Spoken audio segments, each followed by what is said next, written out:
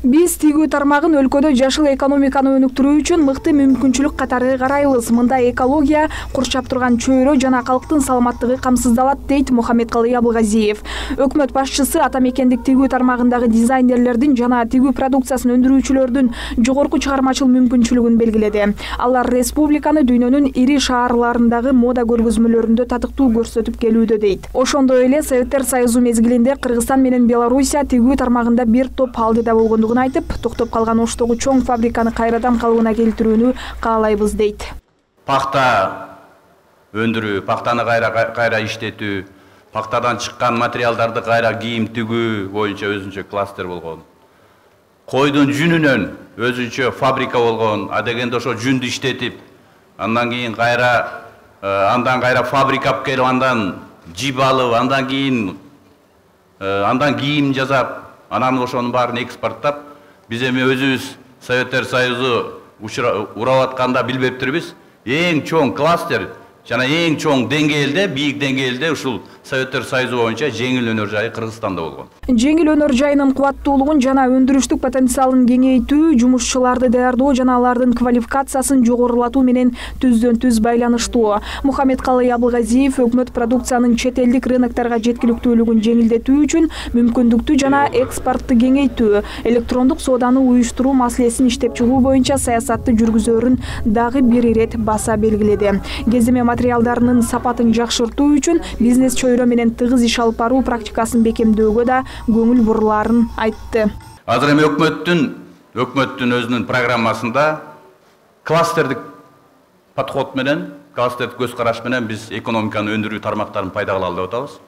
Эң биринчиси ушул өзүңөр аракет кылып, кредит алып, өзүңөрдүн үй жайыңарды залогко коюп, күрөөгө коюп, кээ бириңиздер банкрот болуп ошентип жүрүп отуруп, азыр көрүп алып кубанып атабыз. Форум алкагында өкмөт башчысы катышуучулардын суроолоруна жооп берип, текстилдик тигүү тармагын мамлекет тараптан колдоо чаралары тууралуу айтып берди. Ошондой эле өзү да жергиликтүү өндүрүштөгү кийимдерди киерин, жалпылап айтканда ата мекендик тигүү технологиясы жакшы деңгээлде болгону кездеме тандоодо кемчиликтер бар экенин кошумчалады.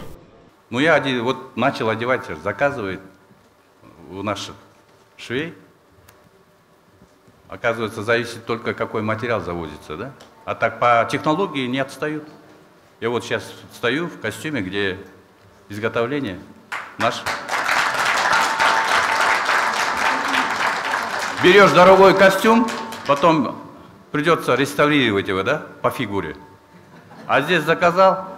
По стоимости дешевле, по качеству не уступает. Бириккен Улуттар уюмунун Кыргызстандагы туруктуу координатору Азония Ажиэлла Кыргызстанда өндүрүлгөн продукциялардын экспортко чыгуусун ар дайым колдоп келет. Ата мекендик ишкерлерди көтөрмөлөө максатында дайыма улуттук чапан кийет. Мен батышта эмес Кыргызстанда өндүрүлгөн костюмдарды сатып алам. Жаңы чапаным менен Нью-Йоркко барып келдим. Гардеробума жаңы кошулган улуттук кийим башка өлкөлөрдөгү көпчүлүк кесиптештериме жакты. Мен мамлекеттик кызматкерлер үчүн улуттук колориттеги бирдиктүү форманы иштеп чыгууну сунуштайын дегем. Бул кадам текстил чөйрөсүндө эмгектенгендер үчүн, сатып алуучулар үчүн да эң сонун чечим болмок деп ойлойм.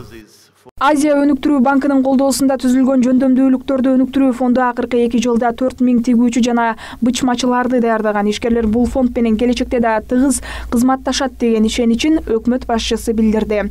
Улуттук статистикалык комитеттин маалыматында бул багытта иштегендердин саны 1 жылда 45 миңге жакын адамды түзгөн. Форумдун аягында мамлекет тарабынан колдоо көрсөтүүнүн ролу жөнүндө сөз болду. Мындан тышкары жумалыктын алкагында уюштурулган сынактардын жеңүүчүлөрү аныкталып, байгелер өз ээлерин тапты. Жайнагүл Талас кызы, Нурдан Карыпбеков, Пирамида.